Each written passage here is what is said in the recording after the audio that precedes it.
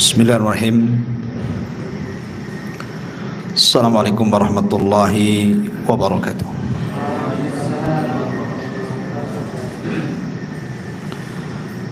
Alhamdulillah, assalatu wassalamu ala rasulillah wa ala alihi wa sahbihi wa mawalah wa la hawla wa la quwata illa billahi wa ba'du. Alhamdulillah, di malam hari ini kita masih bisa duduk untuk bertalabul ilmi. Salawat dan juga salam kita hadiahkan kepada Rasul kita Nabi besar Muhammad sallallahu alaihi wa ala alihi wasallam. Pembahasan di malam hari ini kita akan membahas masih seputar qasasul anbiya. Dan Nabi yang kita bahas pada malam hari ini adalah Nabi yang sangat mulia dan ada hubung kait dengan Nabi kita Muhammad sallallahu alaihi wasallam. Nabi yang sangat diagungkan Bani Israel. Bahkan Al-Quran mencatat tidak ada Nabi yang paling banyak disebut di dalam Al-Quran Nabi. Siapa dia? Dia adalah Nabi Musa alaihi salatu wassalam. Ma'asyiral muslimin yang dimuliakan Allah subhanahu wa ta'ala, kenapa saya katakan bahwa Nabi Musa ada hubung kait dengan Nabi kita Muhammad sallallahu alaihi wasallam? Kalau kita sedikit bedah tentang peristiwa dan Isra dan Mi'raj, ketika Nabi sallallahu alaihi wasallam naik ke Sidratil Muntaha, kemudian berjumpa dengan Nabi Musa di langit ke-6, maka setelah disyariatkan solat 50 waktu, maka Musa bertanya kepada Rasul, apa yang diperintahkan Allah untuk umatmu? Maka Nabi SAW mengatakan, Allah memerintahkan kepada umatku untuk melaksanakan salat 50 waktu. Maka Musa mengatakan, sebaiknya kau kembali kepada Allah, mintalah keringanan. Walaqad jarrabtu Bani Israel falam yastati'u.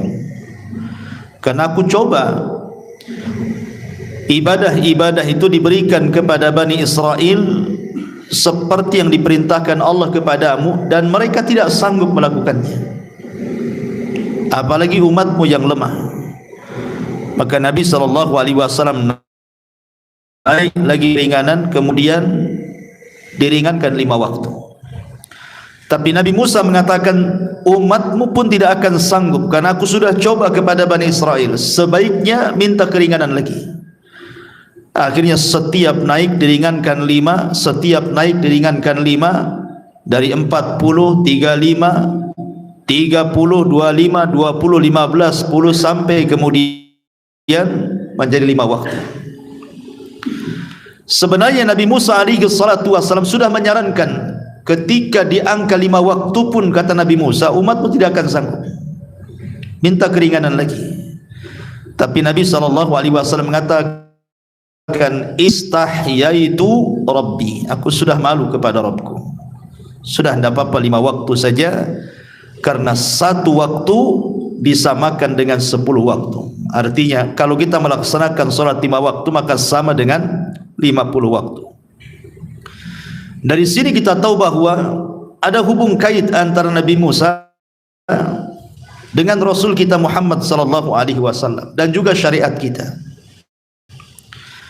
Makanya sebagian para ulama ketika membahas tentang ahsanul qasas dalam Al-Quran, kisah terbaik dalam Al-Quran itu apa? Sebagian ulama mengatakan kisah terbaik dalam Al-Quran itu adalah kisah Nabi Adam. Wajar karena Nabi Adam Abul Bashar, bapak kita. Ada yang mengatakan bahwa kisah yang terbaik adalah Nabi Ibrahim. karena Ibrahim adalah abul anbiya, bapaknya para nabi. Setelah diutusnya Ibrahim, tidak ada satupun nabi kecuali nasabnya kepada Ibrahim. Ada yang mengatakan Nabi Yusuf, dan ada juga yang mengatakan Nabi Musa, disebabkan karena hampir di dalam Al-Quran kurang lebih sekitar 34 surat dalam Al-Quran itu mencantumkan kisah Musa, dan tidak ada nabi sebanyak ini dalam Quran. Hampir melewati semua surat kisah Nabi Musa itu dicantumkan. Sebab itulah para ulama mengatakan bahwa kisah Musa itu ahsan al-qasas, sebaik-baik kisah dalam Al-Quran. Taib, kita masuk pada kisahnya. Ma'asyiral muslimin yang dimuliakan Allah Azza wa Jalla, Al-Quran mencatat penyebutan Sayyiduna Musa alaihi salam itu sebanyak 136 kali. Tentu tersebar di 34 surat dalam Al-Quran, seperti Al-A'raf, Al-Qasas, Toha, Al-Baqarah, Yunus, Ghafir, An-Nisa, Al-Ma'idah, Al-An'am, Ibrahim, Naml, Hud, Isra, dan begitu seterusnya. Sekitar 34 surat dalam Al-Quran tercantum nama Nabi Musa.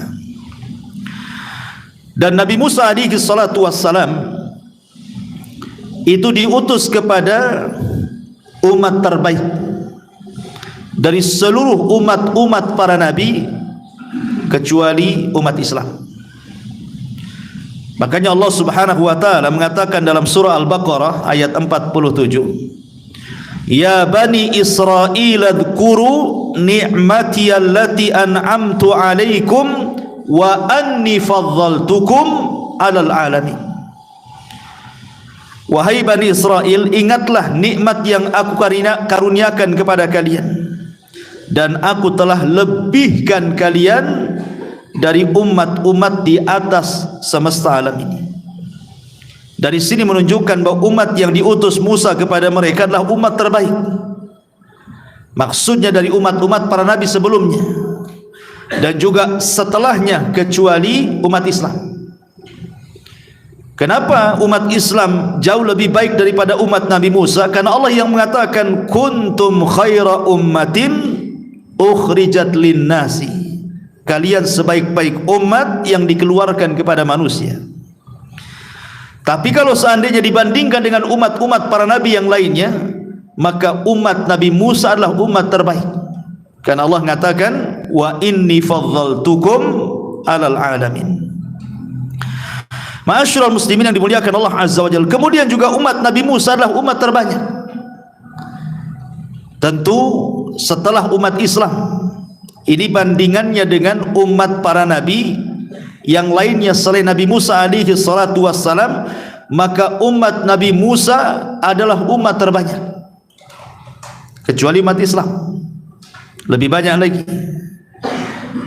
Dan ini didasari dengan hadis Abdullah ibn Mas'ud radhiyallahu an yang dikeluarkan oleh Imam Al-Bukhari dan yang lainnya, atau dari hadis Abdullah ibn Abbas radhiyallahu anhuma, dari yang dicantumkan dari Al-Bukhari dalam sahihnya, ketika Nabi SAW bermimpi diperlihatkan umat yang sangat banyak. Kemudian Nabi SAW mengatakan fadhanantu annahum ummati, kusangka itu umatku, katanya. Tapi kemudian dikatakan bukan umatmu, tetapi itu Musa dan kaumnya. Tapi ketika Nabi melihat ke tempat lain, rupanya ada umat yang jauh lebih banyak lagi. Maka dikatakan kepada Rasul, yang itu umatmu, yang lebih banyak lagi itu umatmu. Di antara mereka ada 70.000 yang masuk surga tanpa hisab dan adab. Kemudian Rasul menyebutkan sifat-sifatnya. Pertama, alladzina la yastarqun, tidak minta diruqyah.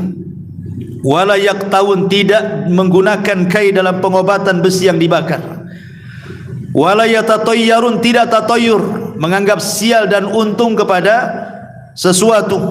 Wa ala rabbihim yatawakkalun, dan orang-orang yang senantiasa menambatkan tawakal hanya kepada Allah Azza wa Jalla. Tapi kalau seandainya dibandingkan dengan umat-umat selain umat Islam, maka umat Musa adalah umat terbanyak dari seluruh umat-umat para nabi. Ma'asyiral muslimin yang dimuliakan Allah Azza wa Jalla, masalahnya Nabi Musa itu banyak diuji melebihi nabi-nabi yang lainnya, di mana umatnya yang paling banyak selain umat Islam itu berbagai macam tipikal. Jadi Musa dihadapkan kepada orang itu dengan berbagai macam tipikal, kemudian juga berbagai macam pemahaman, kemudian keras kepala mereka. Bani Israel sampai-sampai disebutkan di dalam hadis Nabi sallallahu alaihi wasallam, ketika Nabi sallallahu alaihi wasallam dalam perang Hunain, ya Rasul itu kan membagi-bagikan harta ghanimah ke sebagian orang-orang pembesar Quraisy yang baru masuk Islam. Seperti Nabi sallallahu alaihi wasallam membagikan kepada Aqra ibn Habis 100 ekor unta, kemudian Uyainah 100 ekor unta, Abi Sufyan 100 ekor unta, dan banyak lagi para pembesar Quraisy yang baru masuk Islam itu mendapatkan ghanimah banyak. Adalah seseorang kemudian nyeletuk dan mengatakan, tidak adil sekali Muhammad itu membagi-bagi ghanimah, katanya. Kok gitu caranya? Adalah seorang sahabat mendengar dan mengatakan, wallahi la ukhbiranna nabiyya sallallahu alaihi wasallam. Kenapa kau berani ngomong begitu? Nabi tidak adil. Aku akan sampaikan ucapanmu kepada Nabi. Akhirnya Nabi mendengar dan mengatakan, faman ya'dil idza lam ya'dilillahu wa rasuluh. Siapa lagi yang lebih adil kalau Allah dan Rasulnya Anda katakan tidak adil, katanya. Disitulah Nabi Rasul sallallahu alaihi wasallam memuji Nabi Musa dan mengatakan, rahimallahu akhi Musa laqad udhiya katsiran fasabara. Semoga Allah merahmati Nabi Musa, sungguh banyak ujiannya tapi dia pun sabar. Berarti aku pun harus sabar seperti yang dialami Nabi Musa alaihi salatu wassalam. Karena ujian Nabi Musa itu dari Bani Israel luar biasa, ya ikhwan. Bukan hanya menentang dakwahnya, kadang beriman, kadang kufur, minta mukjizat dan yang lain sebagainya, sampai membicarakan masalah privasi Nabi Musa. Seperti mamanya Bani Israel kan kebiasaan mereka mandi rame-rame di sungai kayak orang desa lah zaman dulu kan. Nabi Musa tidak mau, karena Nabi Musa punya sifat malu, tidak mau rame-rame kalau mandi itu. Akhirnya umatnya Bani Israel menuduh Nabi Musa itu punya penyakit. Masa tidak mau rame-rame mandi, kok nyendiri? Kalau bukan punya penyakit, punya apa tuh? Akhirnya Musa pun kecil hati lah diomongin seperti itu oleh umatnya. Tapi Allah subhanahu wa ta'ala ingin membela Nabi Musa. Suatu hari Musa mandi, dia letakkan kainnya di atas batu, batunya pula lari, batunya jalan. Kemudian batunya melewati Bani Israel, Nabi Musa ngejar-ngejar batu karena pakainya di atas batu itu. Kemudian Bani Israel melihat bagaimana tubuhnya Nabi Musa yang indah, yang kekar dan begitu seterusnya. Dari situlah Allah hendak mematahkan tuduhan Bani Israel kepada nabinya Musa alaihi salam, sampai kepada masalah privasi gitu ya, mereka itu menguji nabinya. Ma'asyiral muslimin yang dimuliakan Allah Azza wa Jalla. Adapun Nabi Musa pertama diutus kepada Firaun, nanti kita akan jelaskan, seorang raja yang mengaku dirinya Tuhan, sebagaimana disebutkan dalam surah An-Nazi'at ayat 24, faqala ana rabbukumul a'la, saya adalah Rabb kalian yang maha tinggi. Kemudian terulang dalam surah Al-Qasas 38, Fir'aun mengatakan, wa qala fir'aunu ya ayyuhal mala' ma alimtu lakum min ilahin ghairi. Fir'aun pun berkata, wahai para pembesar kaumku, aku tidak mengetahui ada Tuhan bagi kalian selain aku. Jadi Musa diutus kepada raja yang mengaku Tuhan. Kemudian juga diutus kepada Bani Israel yang sangat degil dan keras kepala. Ma'asyiral muslimin yang dimuliakan Allah Azza wa Jalla. Taib, dari mana kita mulai kisah Nabi Musa ini? Kisah Nabi Musa ini kita mulai dari kisah Nabi Ibrahim alaihi salatu wassalam. Salah satu penggalan kisah Nabi Ibrahim itu Ibrahim ketika tidak sanggup berdakwah di Irak, maksudnya kepada Namrud dan orang-orang Babylon yang ada di Irak, maka Ibrahim pun hijrah meninggalkan Irak menuju Palestina. Karena ketika itu di Palestina sedang paceklik, susah ekonomi, maka Ibrahim kemudian mengadu nasib sampai akhirnya hijrah ke Mesir. Disinilah kisah Mesir dimulai. Ibrahim sampai di Mesir. Lama Ibrahim bersama istrinya di Mesir. Lah ketika itu Fir'aun di zaman Nabi Ibrahim itu, karena Fir'aun itu kan istilah raja Mesir, siapapun yang jadi raja Mesir disebut Fir'aun. Jadi Fir'aun di zaman Nabi Ibrahim itu punya kelainan. Kalau melihat ada wanita cantik dan dia sudah bersuami, maka suaminya akan dibunuh, istrinya diambil. Lah ketika itu kan tahu ini aturan seperti ini, makanya Sarah itu selalu menutupi wajahnya dan jarang keluar rumah. Tetapi Allah takdirkan suatu hari ada prajurit Fir'aun ini melihat wajahnya Sarah yang sangat cantik, dilaporkan pula kepada Fir'aun. Ketika itulah makanya Fir'aun mengutus pasukan untuk menangkap wanita itu. Dan kalau memang Ibrahim itu suaminya, bunuh. Ibrahim sudah tahu konsekuensinya, maka dia mengatakan, Nabi Ibrahim kepada istrinya, nanti kalau seandainya engkau ditangkap oleh tentara raja, jangan kau katakan aku suami, tapi katakanlah aku ini saudariku, saudaraku. Maksudnya Nabi Ibrahim hendak tauriah, maksudnya saudara seagama, karena ketika itu tidak ada yang muslim kecuali dia dan istrinya, dan juga Nabi Lut yang sudah beriman kan ketika itu. Makanya kemudian Ibrahim berdoa, mengajarkan dusta tapi dalam bentuk tauriah.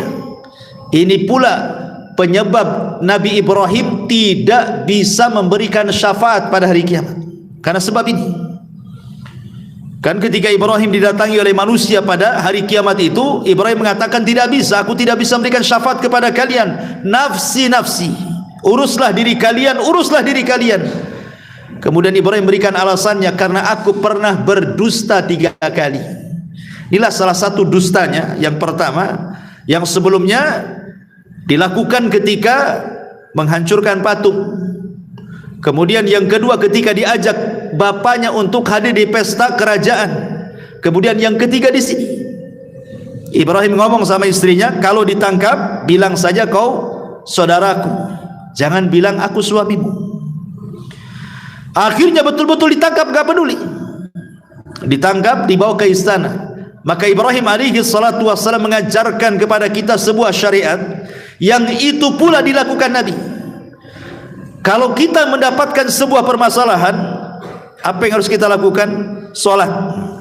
Itu yang dilakukan Ibrahim, salat. Makanya Aisyah Ummul Mukminin radhiyallahu anha mengatakan, kana Nabi sallallahu alaihi wasallam idza hajabahu amrun fazi'a ila salat.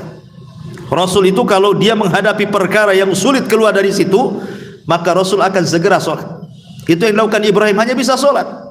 Cemana dia mau menolong istrinya, dia hidup sendiri di situ. Akhirnya kemudian Sarah pun dibawa ke istana dan hampir dijamahnya. Tapi kemudian Sarah berdoa kepada Allah, akhirnya Allah pun melindunginya. Kemudian Raja Fir'aun pun melepaskannya dengan memberikan hadiah seorang budak namanya Hajar. Kemudian setelah selamat, tidak diapa-apain raja, karena raja ketakutan ketika Sarah berdoa kepada Allah. Tiba-tiba raja ini setruk. Kemudian minta diobati kepada Sarah, didoakan, akhirnya sembuh. Sebab itulah ketakutan raja. Bahkan dimarahi prajuritnya tuh, dan mengatakan, kalian ini gimana? Aku suruh kalian mendatangkan seorang wanita dari manusia, kalian datangkan pula wanita dari jin, katanya. Akhirnya suruh dilepas, ya kan? Dan diberikan hadiah Hajar. Lah sebelum Ibrahim meninggalkan Mesir inilah Ibrahim berdoa kepada Allah Subhanahu wa taala agar Allah Subhanahu wa taala memusnahkan kerajaan Fir'aun ini sampai ke akar-akarnya dari keturunannya. Ini doanya Ibrahim. karena sudah melecehkan keluarganya, merobek kehormatannya. Makanya Ibrahim berdoa seperti itu sebelum meninggalkan Mesir. Dia meminta kepada Allah, ya Rabb, tolong hancurkan Fir'aun ini, ambil kekuasaannya dari anak turunanku. Lah perkataan Ibrahim, doa Ibrahim ini kemudian ternukillah kepada keturunannya. Bahwa Ibrahim berdoa bahwa Mesir akan jatuh ke anak keturunannya. Terus dari generasi ke generasi dibicarakan di doanya Nabi Ibrahim, sampai ketika era Nabi Yusuf alaihi salatu wassalam. Jadi Nabi Yusuf alaihi salatu wassalam, ma'ruf kisahnya sudah saya kisahkan. Intinya bahwa Nabi Yusuf sampai di Mesir gara-gara dimasukkan ke sumur oleh 10 saudaranya, kemudian dibawa pedagang, kemudian dibesarkan di istana Al-Aziz, sampai akhirnya dia pun difitnah masuk penjara. Akhirnya dikeluarkan dari penjara dan diangkat menjadi perdana menteri oleh sang raja Fir'aun di zaman Nabi Yusuf itu. Jadi Fir'aunnya yang baik di zaman Nabi Yusuf itu.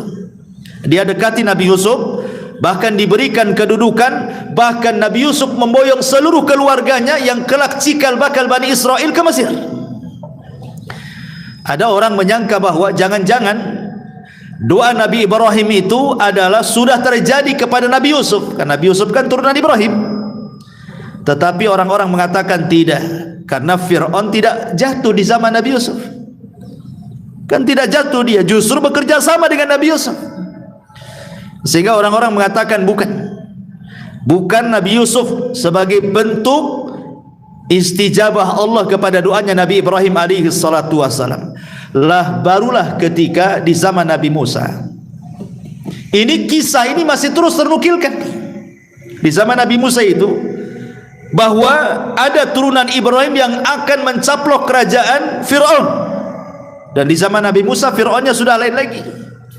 Ada yang mengatakan namanya Fir'aun di zaman Nabi Musa adalah Al-Walid ibn Musa. Tapi ada yang mengatakan yang masyhur namanya Ramsis, tapi bukan Ramsis yang pertama, Ramsis yang kedua, atau disebut dengan Ramsis Akbar. Itulah Fir'aun di zaman Nabi Musa.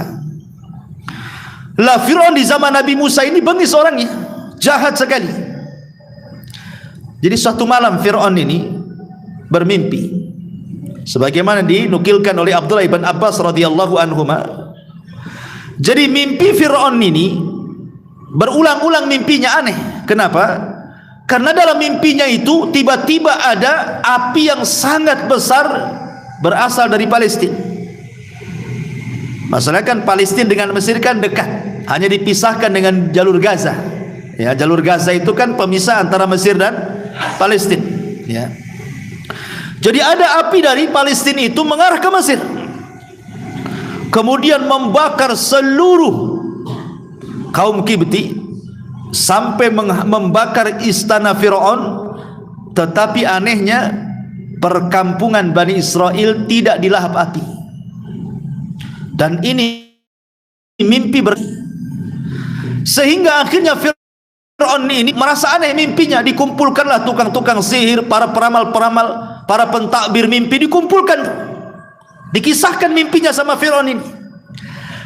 Akhirnya kemudian adalah para pentakbir mimpi itu, para kuhan, para dukun dan yang semacamnya, penasihat spiritual, mengatakan bahwa bukankah kita sering mendengar tentang kisah dari bapak dan moyang kami, bahwa ada satu doa yang selalu dibicarakan Bani Israel, bahwa nanti suatu ketika bahwa Fir'aun, maksudnya istilah Raja Mesir, akan dikuasai oleh mereka. Kata Fir'aun, oh boleh juga, kayaknya cocok dengan mimpiku nih. Jadi apa yang dibicarakan dari generasi ke generasi itu dicocokkan dengan mimpinya Fir'aun tuh. Fir'aun mengatakan jangan-jangan ini maksudnya. Apa yang dibicarakan Bani Israel tentang doanya Nabi Ibrahim dan mimpiku ini kayaknya ada kecocokan nih. Dari situlah Fir'aun akhirnya membuat muktamar, mengumpulkan para pembesar, kemudian diputuskan bunuh setiap bayi-bayi laki-laki dari Bani Israel. Sejak itulah Fir'aun menjadi bengis. Yudzabbihuna abna'ahum wa yastahyuna nisa'ahum. di mana Fir'aun akhirnya memerintahkan untuk menyembelih anak laki-laki dari anak laki-laki setiap wanita Bani Israel dan membiarkan anak-anak perempuan mereka. Kemudian mulailah terjadi pembunuhan setiap hari itu. Ma'asyiral muslimin yang dimuliakan Allah Azza wa Jalla, tentu kaum Kibti senang mereka dengan apa yang diputuskan Fir'aun. Kenapa? Karena sebelum Fir'aun ini jadi raja, dinobatkan menjadi raja, ya kan, antara Bani Israel di Mesir itu kan terjadi ada dua kabilah. Satu kabilah Bani Israel turunan Nabi Allah Ya'qub alaihi salam yang sudah turun menurun dan akhirnya membesar dan banyak jumlahnya di Mesir itu. Yang kedua kaum Kibti, kaum Akbat, kaumnya Fir'aun. Jadi selalu perang nih antara Bani Israel dengan kaum Akbat ini, selalu perang. Tetapi Allah takdirkan kaum Akbat atau kaum Kibti itu mampu mengalahkan Bani Israel, sehingga mereka kemudian diperbudak oleh kaum Akbat ini. Lah ketika kemudian Fir'aun dinobatkan menjadi raja Mesir, Fir'aun ini mulailah makin ganas. Sudah mereka diperbudak oleh kaum Akbat, ditambah-tambah Fir'aun kemudian memfatwakan untuk membunuh setiap bayi Bani Israel. Lengkaplah penderitaan Bani Israel. Subhanallah, ya. Entah berapa tahun, Al-Quran tidak menyebutkan tahunnya. Mereka diperbudak, mereka disiksa, dibantai anak laki-lakinya. Yang jelas bahwa tidak disebutkan berapa tahunnya. Ketika kemudian yang anak laki-laki sudah nggak ada, anak perempuan makin banyak di mana-mana dan membesar, sementara yang laki-laki orang tuanya sudah pada kakek-kakek, sudah tua-tua, sudah tidak bisa bekerja. Mulai mikirlah kaum Kibti ini. Lihat Bani Israel yang suka bekerja sudah tua-tua, yang anak perempuan makin besar, anak laki-laki pula tak ada yang bujang-bujang. Lalu siapa yang akan kita gunakan untuk bekerja membangun Mesir ini? Karena kan budak-budak Bani Israel itulah yang kemudian dipaksa oleh kaum Kibti bekerja, membangun jalan, membangun istana, membangun gedung, membangun macam-macam gitu. Lah kalau yang tua-tuanya kemudian mati, tidak mungkinlah perempuan-perempuan itu bekerja seperti laki-laki. Akhirnya kemudian diputuskan bagaimana kalau aturan pembunuhan bayi laki-laki itu dirubah. Dengan cara apa? Kita bunuh 1 tahun, kita biarkan 1 tahun. Tahun ini nih, ya 2024 bunuh, 2025 biarkan, 2026 bunuh, begitu. Ya, dibuat selang-seling setahun.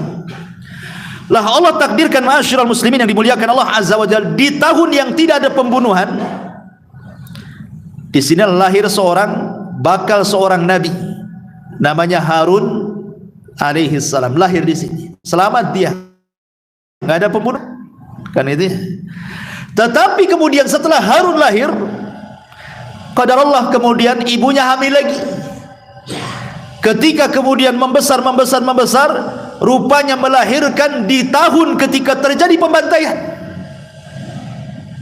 Ma'asyiral muslimin yang dimuliakan Allah Azza wa Jalla, bagaimanapun Fir'aun kan menghadiahi setiap para prajurit yang bisa membantai laki-laki Bani Israel. Jadi mereka sudah punya data tuh. Mana wanita hamil, mana wanita yang tidak hamil, wanitanya sekian bulan hamil, itu dipantau tuh. Karena sudah bertahun-tahun kan itu. Jadi tahu kalau umpamanya ada yang hamil itu. Dan kalau seandainya anak laki-laki ya Bani Israel pasrah saja, udah pasti mati nih. Tapi Allah Subhanahu wa taala hendak melindungi bayinya Nabi Musa alaihi salam. Jadi ketika sudah waktu lahir, maka Ummu Musa pun berusaha sembunyi, kemudian melahirkan. Akhirnya kemudian suaminya merasa sayang dengan Musa, ibunya juga sama, ya. Dari sini mereka bingungnya kenapa? Kalau seandainya ini sampai ketahuan, ini bahaya. Bukan hanya bayinya saja bahaya, orang tuanya pun bahaya, karena melindungi orang yang harus dibunuh masalahnya. Akhirnya ketika ibunya Nabi Musa tidur tengah malam, disitulah Allah Subhanahu wa taala mewahyukan kepada ibunya. Bukan wahyu di sini maksudnya seperti wahyu diangkatnya jadi nabi, tidak. Ya, hanya mengilhamkan kepada ibunya, dan itu disebutkan dalam surah Al-Qasas ayat 7 sampai 8. Wa auhayna ila ummi Musa an ardi'i fa idza khifti alaihi fa alqihi fil yammi wa la takhafi wa la tahzani inna raduhu ilaiki wa jailuhu minal mursalin. Subhanallah. Ayat ini ada dua perintah, dua larangan, dua kabar gembira. Ayat ini ada dua perintah, dua larangan, dua kabar gembira. Perhatikan, wa auhayna ila ummi Musa, dan kami ilhamkan kepada ibunya Nabi Musa, an ardi'ihi, susuilah dia. Ini satu perintah, an ardi'i, susui dia, kata Allah. Kemudian fa idza khifti, kalau engkau takut, alaihi, kepadanya, fa alqihi, hanyutkan dia. Ini dua perintah, susui, hanyutkan. Kemudian ada dua larangan, fa alqihi fil yammi, hanyutkan dia ke sungai Nil. Adapun larangan, wala takhafi, jangan kau takut, wala tahzani, jangan kau bersedih. Dua larangan. Kemudian dua kabar gembira, inna raduhu ilaik, inna raduhu ilaik, kata Allah, tenang saja, nanti anak ini akan kembali kepadamu. Seandainya anak ini hilang, nanti anak ini akan kembali kepadamu. Kabar gembira pertama. Kabar gembira kedua, wajailuhu minal mursalin, dan Allah akan jadikan dia dari kalangan para rasul. Akhirnya Allah Subhanahu wa taala menenangkan hatinya ibunya Nabi Musa. Lah dari situlah kemudian setelah dapat ilham itulah dalam mimpi, dia pun mencari tukang mebel, bahasa kitanya najah. Tukang mebel, ikhwan, kalau buru-buru buat, tentu asal-asalan lah buat kotak itu. Lain kalau tunggulah 1 minggu biar cantik, nggak mau, hari ini harus jadi. Apapun yang tergesa-gesa itu pasti tidak bagus, kan gitu. Seperti buat kotak, boleh jadi kalau asal-asalan buat, mungkin ada yang bocor lah, masuk air sana, masuk air sini, bisa mati Nabi Musa tuh letakkan di kotak kayak gitu. Tapi Allah hendak melindungi Nabi Musa, Allah yang melindungi. Walaupun secara logika kotak itu akan bukan hanyut tetapi tenggelam, tapi Allah yang membuat tidak ada air masuk ke dalam kotak. Akhirnya setelah dapat kotak, dimasukkan pula Musa di dalam kotak itu. Kemudian dihanyutkan di sungai Nil, tetapi menggunakan tali. Jadi kalau di siang hari takut ada prajurit mantau berjaga-jaga, kemudian keliling-keliling di desa Bani Israel, ketahuan nanti ada kotak di tepi sungai, ini bahaya kan. Akhirnya kalau siang-siang dihanyutkan tuh, biar dia ke tengah, tapi tetap dikasih tali. Kalau di malam hari, ini kan tidak mungkin, namanya bayi manusia pasti harus makan juga, nyusu juga. Maka malam-malam butaklah ibunya Nabi Musa datang menariknya, disusuinya. Begitu setiap hari, kalau malam disusui, kalau siang dihanyutkan kembali. Sampai satu hari ketika uminya Nabi Musa ini sedang menyusui tengah malam, tiba-tiba datang prajurit, kaget dia. Jadi tidak sempat kemudian dia mengikat itu kotak itu, main lepas saja seolah-olah, namanya panik ya, kan ada prajurit, disangka ada prajurit itu akan mengambilnya, jadi main hanyutkan saja, lupa kalau tidak ditali. Sebab itulah kotaknya hanyut akhirnya. Hanyut, rupanya sampai pula ke istana Fir'aun itu. Siapa yang berkehendak? Allah Subhanahu wa ta'ala. Bayangkan bertahun-tahun tak berantah tahunnya itu Fir'aun itu membunuh bayi juga, laki-laki. Sekarang bayi itu dihantarkan, yang dimimpikan langsung ke istananya. Siapa yang menghantarkan coba? Allah Subhanahu wa ta'ala. Yang selama ini dikhawatirkan Fir'aun bahwa akan lahir Bani Israel yang akan menguasainya, rupanya bayi itu datang sendiri ke istananya. besar di istananya, dikasih makan di istana, dikasih minum di istana, dikasih pendidikan di istana, dia pula yang akan menumbangkan istana. Coba, ya. Bagaimana Allah Subhanahu wa taala menyutradarai semua ini, coba. Allah semua yang berkehendak. Ketika kemudian dari kejauhan ada kota tuh, maka sama para penjaga-penjaga Ratu Asyah bintu Muzahim, nama istri daripada Fir'aun ini, ada kotak masuk ke taman istana. Akhirnya mereka pun melihat kotak itu rupanya hanyut ke mana? Ke pinggir. Mereka tidak mengambil, tidak berani mengambil. Kemudian kotak itu nyandar di pohon. Jadi pinggir istana itu ada pohon besar, kotaknya itu nyandar di pohon. Tidak ada yang berani nyentuh. Kemudian dilaporkanlah mungkin sama dayang-dayang ini kepada Ratu Asyah bintu Muzahim bahwa ada kotak di situ. Disinilah terjadi penamaan Nabi Musa. Kenapa Musa disebut Musa? Musa. Ya. Mu itu air, sa itu syajarah pohon. Karena kotak itu ditemukan di samping pohon. Jadi itu dari dua nama, Mu. Moya dalam bahasa Arab itu. Makanya di Batam itu ada PT Moya. Itu air artinya Moya, itu bahasa Arab itu. Ya. Moya itu air dari mu, ya. Mu itu air, sya, mu, sa. Sya, ya. Bagi orang-orang bahasa Ibrani, bukan bahasa Arab ya. Itu sa itu dalam bahasa Arabnya syajarah. Mu itu dalam bahasa Ibrani, kalau di bahasa Arab kan itu ma. Jadi air dan pohon. Ya, karena kotak itu ditemukan di pinggir pohon, maka orang-orang menyebutnya Musa gitu ya. Ada kotak di pinggir pohon, ada kotak di pinggir pohon gitu. Maka sejak itulah Musa disebut Musa, karena kotaknya itu didapati di pinggir pohon dekat air itu. Ma'asyiral muslimin yang dimuliakan Allah Azza wa Jalla, akhirnya ketika kemudian pertama yang mendapati adalah istrinya Fir'aun, Asyah bintu Muzahim, minta kotak itu diangkat. Subhanallah, ketika dibuka rupanya bayi. Ada yang mengatakan Asyah bintu Muzahim itu mandul, tidak punya anak, dan wanita yang cantik, dan Fir'aun sangat cinta dengan istrinya Asyah bintu Muzahim. Ada yang mengatakan bahwa dia banyak anak tapi semua perempuan, tidak punya anak laki-laki. Sehingga ketika melihat anak laki-laki, Allah masukkan perasaan cinta kepada Asyah sehingga langsung dipeluknya. Ketika diberitahu sama Fir'aun, maka Fir'aun langsung mengarah ke mimpinya, uqtuluh, bunuh bayi ini, katanya. Bunuh bayi ini. Maka akhirnya kemudian dibela oleh istrinya Fir'aun, Asyah bintu Muzahim, dan mengatakan, wa qalat imra'atu fir'auna qurrat ainin li walak la taqtuluh asa ayyan fa'ana aw nattakhidahu waladan wa hum la yash'urun.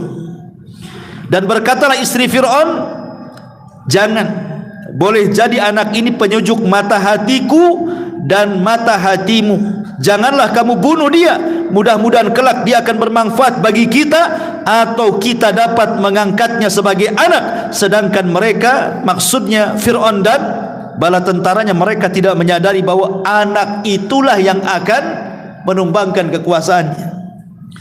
Ketika Fir'aun mengatakan, mendengar istrinya mengatakan qurratu ainin walak, mudah-mudahan anak ini menjadi penyejuk dan matamu, kata Fir'aun, oh enggak, matamu saja, katanya. Bagiku tidak ada penyejuk mata. Nah, bolehlah penyejuk matamu tapi tidak mataku, katanya. Kata para ulama, lau qala fir'aunu na'am, kalau seandainya Fir'aun mengatakan ya saat istrinya mengatakan seperti itu, mudah-mudahan bayi ini menjadi penyejuk mataku dan matamu, kata Fir'aun, ya. Kalau Fir'aun sampai mengatakan ya, na'am, la amana bi Musa wa la kana qurratu ainin lahu. Tentu Fir'aun tidak akan membangkang kepada Nabi Musa, pasti dia akan beriman dan akan menjadi pengikut Nabi Musa, dan Musa menjadi penyejuk mata Fir'aun. Tapi Fir'aun mengatakan la, tidak. Sebab tidaklah, terkadang al-qadha ataupun qadar mukallafun bil kalam, terkadang takdir Allah itu ada keterkaitan dengan ucapan manusia. Ya, makanya hati-hati kalau ngomong. Makanya di orang-orang awam tuh ada istilah, kadang-kadang ngomong itu bagian daripada doa katanya. Makanya hati-hati kalau bicara itu, bisa jadi doa gitu ya. Ini buktinya Fir'aun nih. Kadang ada betulnya juga ucapan orang-orang di luar sana kan. Hati-hati kalau ngomong, kadang-kadang ngomong itu jadi doa. Buktinya nih Fir'aun, ketika dia mengatakan la, tidak, cukup penyejuk matamu saja bukan aku, maka selama itu Fir'aun menjadi musuh Nabi Musa dan mati su'ul khatimah. Tidak menjadi penyejuk bagi Fir'aun sama sekali, tapi justru bagi istrinya ya. Karena dia mengatakan seperti itu, maka Asiyah menjadi manusia atau wanita terbaik dunia dari 1 dari 4 wanita yang ada di dunia.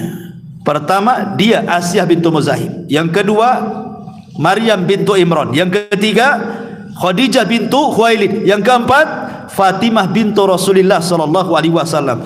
Inilah yang dikatakan Imam Mujahid, kamula minar rijali katsirun wa lam yakmul minan nisa illa arba'ah. Laki-laki sempurna banyak, tapi wanita sempurna cuma 4. Satu, Asiyah istri Fir'aun. Yang kedua, ibunda Isa Maryam bintu Imran. Yang ketiga, istri Nabi Khadijah bintu Khuwailid. Dan yang keempat, putri Nabi Fatimah bintu Rasulullah. Dan yang kelimanya, Aisyah Ummul Mukminin. Kata Rasulullah, perbedaan Aisyah dengan wanita-wanita yang lain seperti makanan tharid di antara seluruh makanan-makanan biasa. Ma'asyiral muslimin yang dimuliakan Allah Azza wa Jalla. Singkat cerita, akhirnya Fir'aun tidak jadi membunuh karena melihat istrinya sayang. Inilah tipe-tipe suami takut istri. Jadi apa-apa Fir'aun aja takut sama istri. Ma'asyiral muslimin yang dimuliakan Allah Azza wa Jalla. Akhirnya dibawalah ke istana. Ya namanya anak itu kan perlu nyusu, ikhwan. Asiyah tidak punya bayi kan, tidak ada air susunya di tetenya. Sementara dayang-dayang istana pun subhanallah takdirkan tidak ada yang susunya mau diminum oleh Musa kecil ini. Akhirnya disembarakanlah. Disembarakan siapa yang air susunya mau diminum oleh Nabi Musa ini, Musa kecil, maka dia akan mendapatkan gaji sekian dan sekian. Sampailah berita ini ke rumah siapa? Ibunya Nabi Musa yang kehilangan kotak itu. Akhirnya kemudian berkatalah ibunya Nabi Musa ini ke saudaranya. Dia punya saudara namanya Hanna, ya. Ya Hanna, cobalah kau cari tahu tentang bayi yang disembarakan di istana Firaun itu. Allah katakan dalam surah Al-Qasas ayat 11, wa qalat li ukhtihi kussihi fabasurat bihi an junubin wa hum la yash'urun. Dan berkatalah ibunya Musa kepada saudaranya Musa yang perempuan. Jadi Musa itu punya saudara perempuan, saudarinya yang sudah agak besar. Kata ibunya, ikutilah dia, carilah kabarnya. Coba kok cari-cari kabar itu, apakah itu Musa, ya. Maka kelihatanlah olehnya Musa dari jauh, sedangkan mereka tidak menyadarinya. Ketika kemudian wanita-wanita ditolak, datanglah kemudian saudarinya Nabi Musa ini, masih kecil belasan tahun, ke istana menawarkan bahwa boleh jadi ibuku, dia bisa menyusui, dan boleh jadi dia akan mau susu ibuku, katanya. Prajurit heran, kok dia ngomong begitu? Jangan-jangan kau tahu itu bayi siapa? Hal itu ya. Karena dia mengatakan bahwa pasti susu ibuku mau diminum dia. Jadi para prajurit ini curiga, kamu siapa kamu, kan begitu ya? Jangan-jangan kau tahu ini bayi mana ini? Jangan-jangan bayi-bayi Bani Israel ini. Tetapi Hanna ini cerdas, dia mengatakan tidak. Kami ini orang miskin, ibuku orang miskin. Dia hanya ingin mengambil upah dari musui saja. Saya tidak tahu bayi itu bayi siapa, katanya kan. Akhirnya kecerdasan Hana tidak curiga, sadaqti, kau benar. Dari situ, kalau gitu panggil ibumu kemari, katanya. Subhanallah, persis seperti yang difirmankan Allah Subhanahu wa taala tadi, ya, bahwa Allah Subhanahu wa taala mengatakan inna raduhu ilaiki, kami akan kembalikan dia Musa kepadamu, kan. Akhirnya diundanglah ibunya Nabi Musa. Orang nggak tahu kalau itu ibunya. Subhanallah, langsung mau, namanya ibunya secara fitrah ya memang tahu itu ibunya, langsung menyusui. Akhirnya ketika melihat betul-betul mau Musa ini, Asiyah bintu Muzahim ngomong sama ibunya Nabi Musa, sebaiknya kau tinggal di istana, susui anak angkatku, jangan kau mau apa saja kami beri. Tapi menolaklah Musa, mengatakan tidak, kalau saya harus tinggal di istana katanya. Kenapa? Aku punya suami. Ya, tidak mungkin aku tinggal di istana. Kalau kau mau, silakan. Ku ambil bayi ini, ku susui sampai 2 tahun di rumahku. Kalau kau tak mau, ya sudah, saya juga nggak mau katanya. Karena kemudian saking sayangnya Asiyah bintu Muzahim, kalau gitu ya sudahlah, bawa saja Musa ke rumahmu. Biar saya entah seminggu sekali, sebulan sekali saya nengok ke sana katanya. Sejak itulah Musa kembali ke rumahnya. Ketika Musa kemudian sudah besar gitu ya, dia pun sudah kenal siapa saudaranya Harun gitu ya. Sejak kecil-kecil sudah bermain. Ya, tetapi kan zahirnya orang-orang memandang Harun ini adalah anak Bani Israel, Musa ini anak angkatnya Fir'aun, orang-orang Kipti. Itu zahirnya kan begitu. Walaupun hakikatnya kakak beradik. Orang taunya Musa ini adalah kaum Kipti. Karena apa? Anak angkat raja, anak angkat Fir'aun kan. Akhirnya rumah yang miskin tadi menjadi kaya. Kenapa? Dapat gaji. Jadi nyusui anak sendiri dapat gaji dari kerajaan. Akhirnya dengan lahirnya Nabi Musa dapat berkah tersendiri kepada keluarganya. Lambat laun dia pula yang paling kaya di kampung itu, digaji sama Firaun ya, sampai Musa besar. Ketika meninggal remaja barulah kemudian pindah ke istana Firaun. Itulah kemudian dapat pendidikan yang luar biasa. Ada yang mengatakan usianya sampai 40 tahun di istana Firaun. Sampai ketika 40 tahun maka Allah Subhanahu wa taala mengutus dia menjadi Nabi dan Rasul. Masalahnya ada yang mengatakan bahwa ketika Musa sudah besar, sudah dewasa, sudah anak muda tuh, ada kasus ya. Jadi ketika Nabi Musa alaihi salatu wassalam kemudian berjalan-jalan ke ganggang kota Madinah, sudah jadi anak raja kan, anak angkat. Dia anak satu-satunya laki-laki. Firaun tidak punya anak laki-laki, semua anak perempuan ya. Jadi disayanglah. Sebenarnya Fir'aun itu sudah 2 kali akan membunuh Nabi Musa ketika kecil. Pertama ketika mendapatkan di kotak. Yang kedua sebenarnya setelah Nabi Musa kecil itu dihantar setelah disusui sama ibunya, dihantar ke istana. Ya masih berapa umurnya ya, entah 3-4 tahun gitu. Sama Fir'aun itu namanya bapak angkat ya, masih adalah sayang dengan anak angkat tuh. Digendong, diangkat ke atas, diangkat ke bawah. Pas diangkat ke bawah nih, entah kenapa kemudian tangannya Nabi Musa ini menjambak janggut Fir'aun, kemudian copot 5 helai. ini kok bayi kok bisa keras gini kayak orang dewasa nih, jambak janggut ini kan, sampai hampir tersungkur Fir'aun itu, bahkan helaian janggutnya sampai rontok. Ingat ikhwan, Fir'aun kapan masa janggutnya bisa rontok Tuhan kan itu ya. Sempat kelihatan orang-orang kan malu karena dia ngaku Tuhan. Masalahnya masa Tuhan dijambak anak bayi tersungkur nih, ini Tuhan apa ini kan itu ya. Makanya Fir'aun langsung instingnya, jangan-jangan anak ini nih yang dimimpikan akan menumbangkan kekuasaanku. Uktulu, bunuh dia katanya. Ketika hampir mau disembelih, datang lagi Asiyah menolong dia dan mengatakan, wahai suamiku, dia itu tidak berakal katanya. Kalau kau tidak percaya, uji dia. Baik kata Fir'aun, saya akan uji dia. Datangkan kurma, datangkan bara api, arang yang dibakar itu ditaruh, ya lagi berasap gitu ya. Kemudian satu ditaruh kurma. Biarkan bayi ini memilih mana tuh. Kalau dia memilih kurma berarti berakal, bunuh dia. Kalau dia malah makan bara api, ya memang nggak berakal, ya namanya bayi. Hampir-hampir dia menuju kurma, Jibril diutus oleh Allah, kemudian memalingkan Musa jangan mengambil tamar, tapi diambilnya jamroh bara api. Namanya anak-anak ngambil bara api dimakan coba. Akhirnya namanya anak-anak kan, menjeritlah dia, panas, lukalah lidahnya. Sejak itulah terjadi kepelatan Nabi Musa. Dan itu disyaratkan dalam doa yang ma'ruf, Rabbi israh li sadri wa yassir li amri wahlul uqdatan min lisani yafqahu qauli. Makanya Musa selalu berdoa seperti ini setiap mau berdakwah.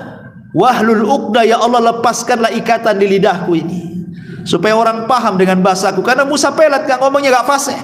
Ya, salah satu sebab kenapa Musa tidak fase inilah gara-gara makan jamroh ini. Dimakannya, ya gimana lah nggak rusak lidahnya. Maka Nabi, ya masyarul muslimin yang dimuliakan Allah Azza wa Jalla. Jadi ini kedua kalinya Fir'aun akan membunuh Nabi Musa. Taib, kembali ke cerita setelah Musa besar. Musa ini jalan-jalan, dan itu disebutkan di dalam surah Al-Qasas ayat 15. Wa dakhala al-madinata ala hini ghaflati min ahliha fawajada fiha rajulaini yaqtatilani hadha min syi'atihi wa hadha min aduwi fastaghathahu alladhi min syi'atihi ala alladhina min aduwi fawaqazahu Musa faqada alaihi qala hadha min amali syaitan innahu aduwwun mudhillun mubin. Musa pun masuk ke kota. Ketika penduduknya sedang lengah, ia pun mendapati ada dua orang laki-laki yang sedang berkelahi. Yang satu dari Bani Israel, yang satu dari kabilah Fir'aun kaum Kipti. Jadi ada dua pemuda kelahi.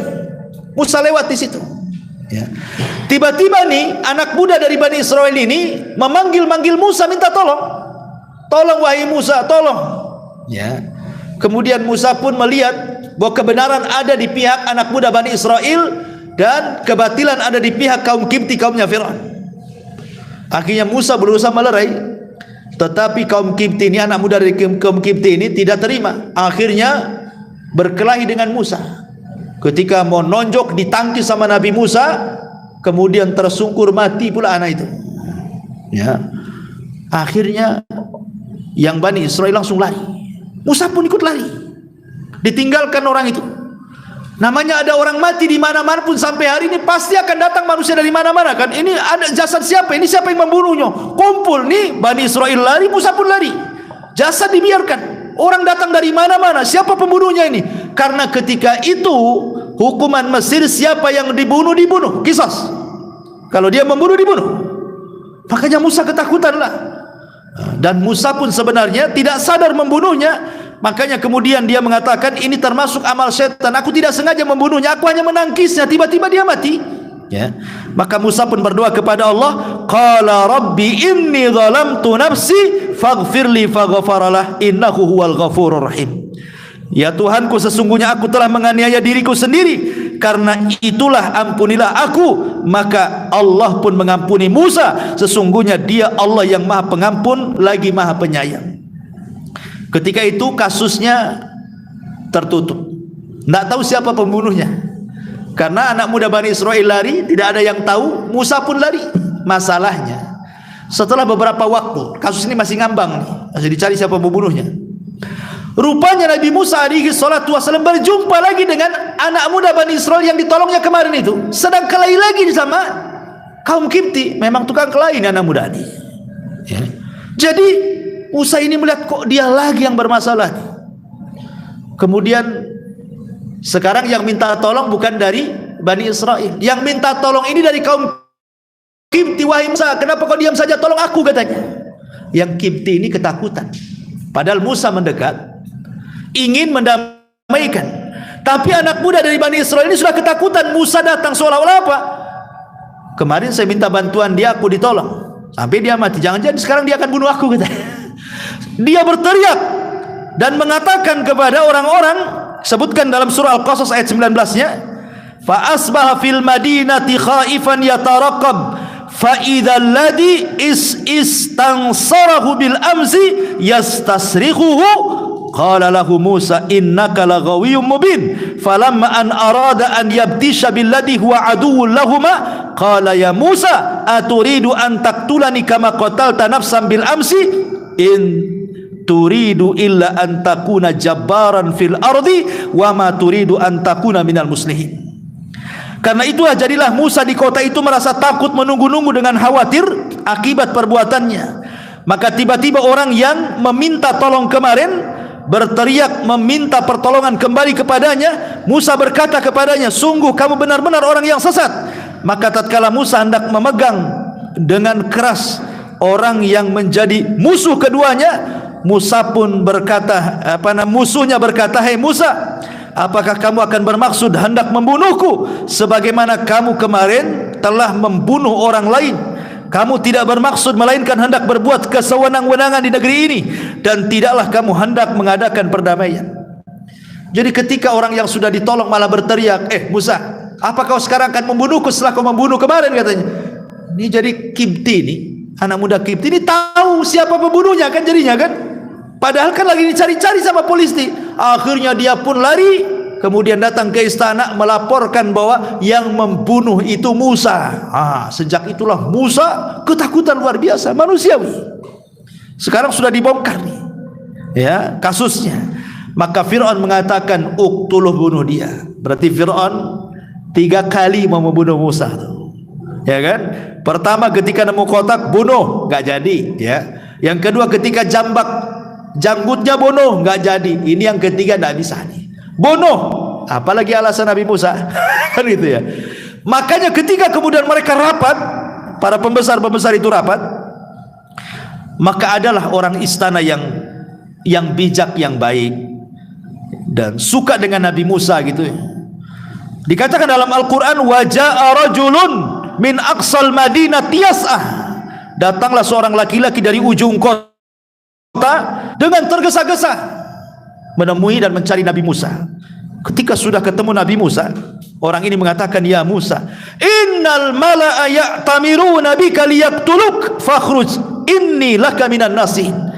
Musa, para pejabat istana sudah rapat, mereka sepakat akan membunuhmu, sebaiknya kau lari dari Mesir. Akhirnya Musa manusia tidak sempat ada persiapan, dia langsung kelah. Makanya Allah mengatakan, fa kharaja minha khaifan yatarakkab, maka keluarlah Musa dari kota itu dengan penuh rasa takut dan berdoa kepada Allah, qala rabbi najjini minal qaumidz zalimin, ya Allah selamatkan aku dari orang-orang zalim. Maka Musa pun mulai melakukan perkelanaan, mulai hijrah. Kemana? Ke arah Madian, ya. Maka berangkatlah Musa ke arah Madian. Mesir ke Madian ini cukup jauh, sudah nggak ada arah lagi Musa, karena dia takut akan ditangkap dan dibunuh. Sampai ketika sampai di arah Madian, udah kelelahan, capek, belum makan, namanya orang jalan kaki. Tiba-tiba dia melihat kok ada antrian orang ngambil air. Ada apa ini? Orang ngantri bawa ember ngambil air dari sumur tuh. Ya. Rupanya paling di belakang itu ada 2 wanita ikut ngantri di belakang.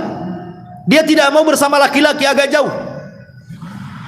Akhirnya Musa alaihi salatu wassalam melihat kasihan, ini enggak imbang, ini yang antri laki-laki, ini perempuan berdua. Langsung dia bergegas, insting menolongnya langsung ada. Langsung kemudian dia minta kepada wanita itu bejananya dan disuruh wanita itu menyingkir, dia yang kemudian ngantri. Sampai akhirnya kemudian giliran dia, diambillah air itu. Akhirnya kemudian ketika sudah dapat air, dia datangi wanita itu, tetap mengatakan, biar saya hantar air ini ke rumahmu. Maka Musa pun berjalan di depan, kemudian 2 gadis itu berjalan di belakang sambil mengarahkan jalan, ya. Akhirnya sampailah kemudian di sebuah rumah, dan rumah itu adalah milik seorang rajulun saleh, orang saleh dari bangsa Arab, namanya Syuaib. Ya, ingat di sini bukan Syuaib Nabi, karena ada bahasa dari kisah-kisah ahli kitab Israiliyat mengatakan bahwa Syuaib di sini seorang nabi. Artinya Nabi Musa itu punya menantu, Syuaib punya menantu Nabi Musa, dua-duanya nabi. Bukan, Syuaib di sini bukan nabi, tapi rajulun saleh, orang-orang saleh. Dan ini menunjukkan apa? Nabi Musa istrinya orang Arab, ya, dia orang Mesir, Madian ini Arab. Sejak itulah Bani Israel, kenapa nanti kisahnya setelah kisah ini panjangnya berikutnya, kenapa Bani Israel itu tidak suka dengan Nabi Musa dan suka dengan Harun? Karena Harun itu murni hidup dari di zaman hidup dari lahir sampai meninggal di tengah-tengah Bani Israel. Bagi mereka Harun itu adalah Bani Israel. Tetapi mereka memandang Musa itu dari kecil tidak pernah bersama mereka, walaupun dia bayi Bani Israel, tapi sejak kecil hidup di mana? Di istana Firaun bersama kaum Kipti kan. Kemudian setelah dia kabur ke Madian, hidup sama orang Arab lagi, nikah sama orang Arab lagi di Madian. Sehingga ketika pulang dari Madian barulah kemudian menjadi nabi dan rasul Bani Israel. Sejak itulah Bani Israel kurang serak dengan Nabi Musa itu, dan seraknya dengan Nabi Harun. Makanya ketika kematian Nabi Harun yang janggal, mereka menuduh Musa itu yang membunuhnya. Ya, akhirnya kemudian Musa pun berdoa kepada Allah untuk jasad itu dihadapkan kepadanya bahwa dia bukan pembunuhnya. Barulah kemudian Bani Israel percaya. Saking cintanya Bani Israel kepada Nabi Harun dan bencinya Bani Israel kepada Nabi Musa. Ya.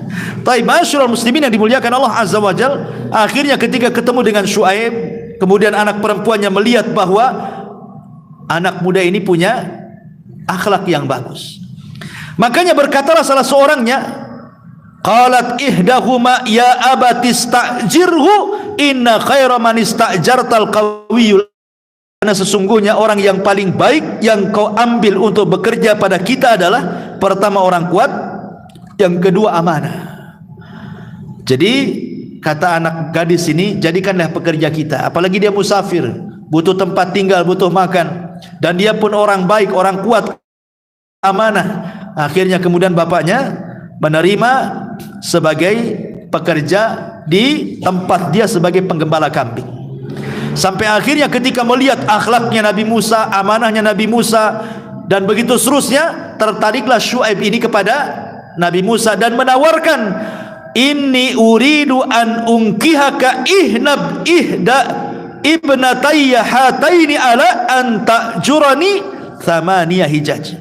Berkatalah Syuaib, sesungguhnya aku bermaksud menikahkan kamu dengan salah seorang dari kedua anakku ini, tetapi syaratnya kau harus bekerja denganku 8 tahun lamanya. Kalau kau mau, silakan.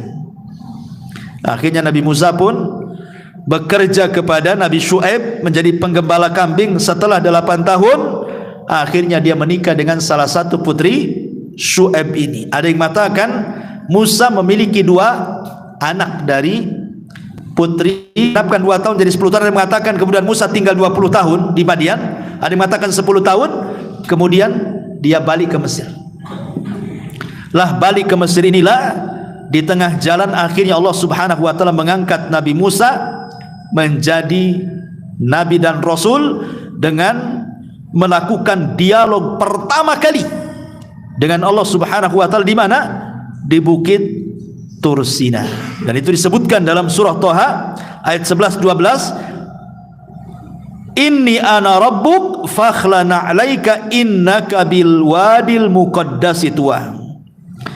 Hai Musa, sesungguhnya aku adalah Tuhanmu, maka tanggalkanlah kedua sandalmu, sesungguhnya kamu berada di lembah yang disucikan.